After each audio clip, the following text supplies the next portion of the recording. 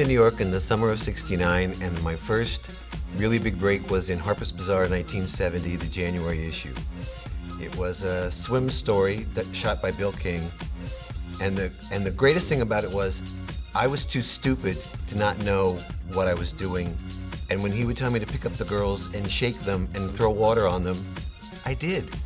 And so when the pictures came out, and that's when magazines were big magazines, there was this full-page picture of me laughing hysterically with Jane Hitchcock's foot on my head, and I wasn't the son of somebody, I wasn't a movie star, I was just this American boy laughing in Harper's Bazaar, and it made my career.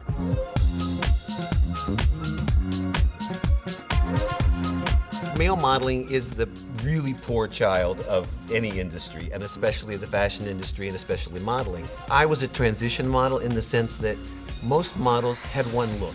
Whether they were in a bathing suit or a tuxedo, they did one thing.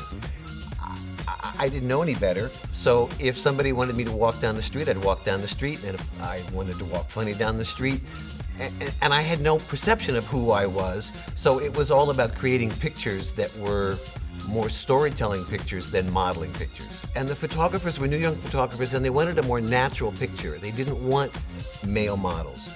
And so I was just a guy that was comfortable with the girls, and whether we were eating or playing backgammon or in a restaurant or whatever we were doing, the situation to me became more interesting than what I looked like in the picture.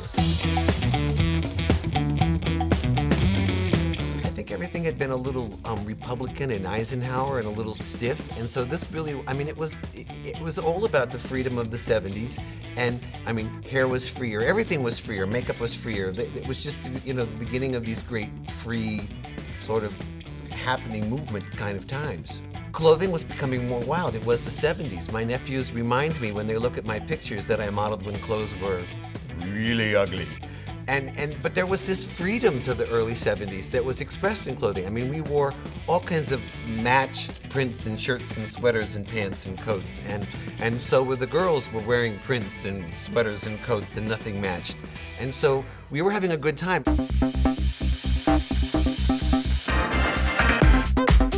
I remember wearing the same designer clothes. I have pictures in Oscar de la Renta and Bill Blass. I worked with Ralph a great deal. I was kind of his all-American boy. I had a Mademoiselle editor that used to let me do my own outfits when we would go on trips together, and that was fun too, because she'd say, oh, we have a tennis shot and we have a luncheon shot and we're gonna get off the plane, so just, you know, there's a room full of clothes, pick some outfits and, you know, get dressed because I want you to look like you'd be comfortable as you are.